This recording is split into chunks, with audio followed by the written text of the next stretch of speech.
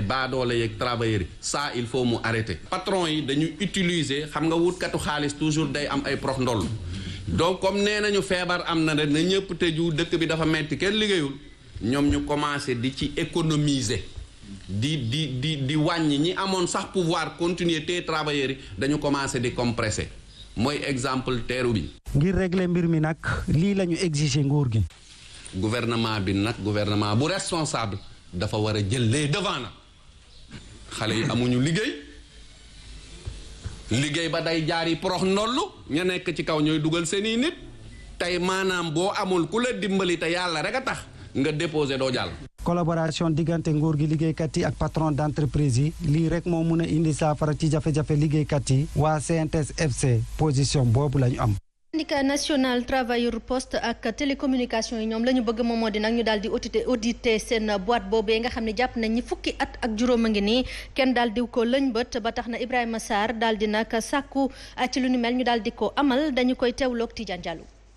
depuis 15 ans amul audit à la poste ba tax kuñ fi teg nga yaakaar ni yaa ko moom yow ak say ñoñ yaa ko moom pour gën a defar sa base politique yaa ko moom pour mën a ut say xarit ak say kii di leen di jox ay mbir yoo xam ni tey jii nii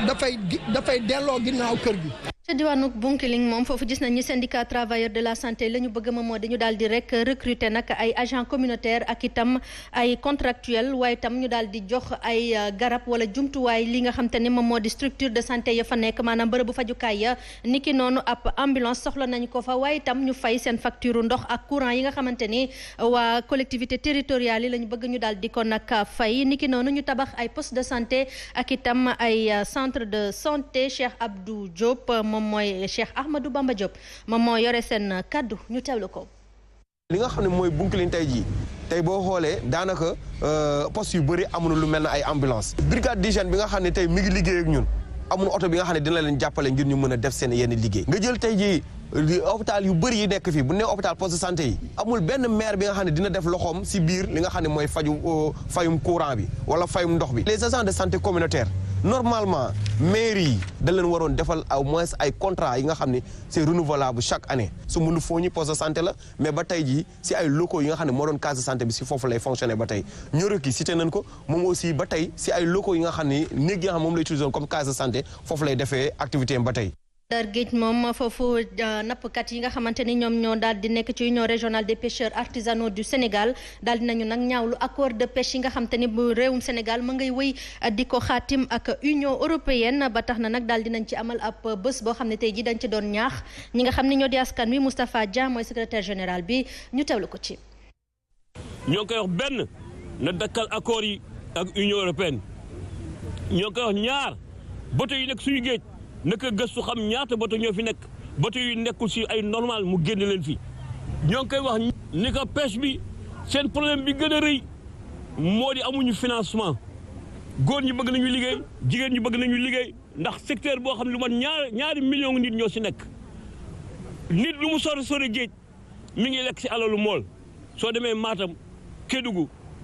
Kulikoro ñoo ñëpp daa fa fekk ku jaay jën daa fa fekk ku jaay keccax ak li ñuy sor seen géej njàmbaaru mool yi ñoo ko waral kon ëpp nañu ñaari million nit ñi nga xam ne si napp gi la ñuy dund. jërë ngeen jëf mbokk yi ci teewlu bi mu doonoon xibaaru guddi gi ci Sen TV rédaction bi di leen dig daje ci yeneen jotaayu xibaar.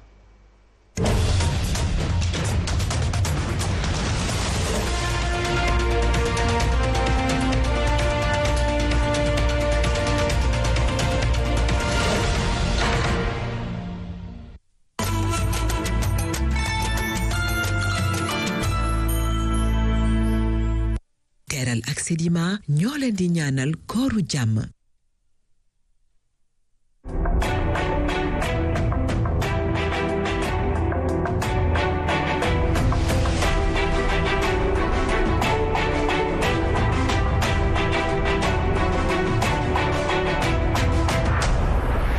L'État du Sénégal, à travers le ministère des Infrastructures, des Transports terrestres et du Désenclavement, a engagé pour les axes relevant de son secteur de grands projets d'infrastructures devant impacter à terme la mobilité urbaine de manière positive. L'aménagement, les infrastructures, la régulation du trafic, les transports de masse et la gestion du stationnement sont entre autres les principaux leviers permettant d'améliorer la mobilité urbaine. C'est un ensemble, en tout cas, d'initiatives promis et réalisées par M. le Président de la République à travers le plan Sénégal émergent dans son volet infrastructure. Un important programme qui sera déroulé à l'échelle nationale. Aujourd'hui, l'impact économique négatif des embouteillages est estimé à une perte de 100 milliards de francs CFA.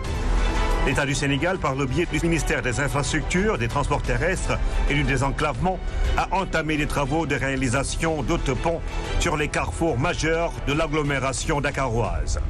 Pour l'année 2020, les autoponts de Keur-Gorgui, Saint-Lazare et celui de Yoff ont été achevés et ouverts à la circulation au grand bonheur des populations.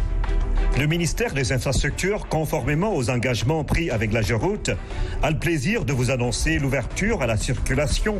de l'autopont de Lobat-Fall ce mardi 4 mai 2021. On a pu démarrer depuis octobre l'ouvrage de Lobat-Fall et nous démarrerons aussi bientôt les ouvrages que sont celui de Cambérène au niveau de la Nationale 1, l'ouvrage majeur de Front de Terre qui est la jonction Bourguiba-Front de Terre et l'ouvrage de Kermassar qui est un ouvrage non moins important. Ces infrastructures pour lesquelles le travail ne s'est pas limité à la construction des ouvrages ont été pensées dans un esprit d'aménagement urbain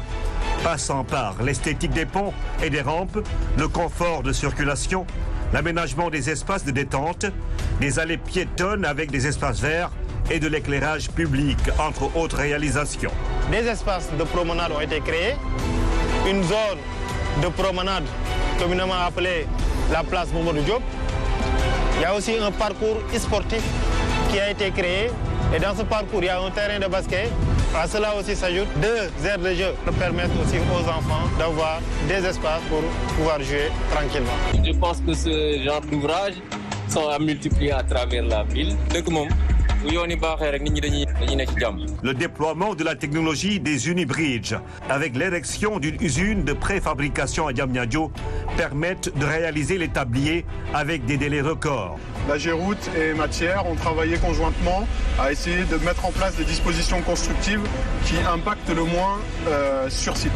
C'est pour ça qu'on a opté pour des charpentes métalliques qui s'assemblent et qui sont fabriquées en usine à l'avance. C'est pour ça qu'on a opté pour des solutions préfabriquées à l'usine de Diamniadio qu'on a montée avec les collaborateurs sénégalais pour réaliser toute la partie préfabrication lourde et ainsi que tout ce qui est dalle et pré-dalle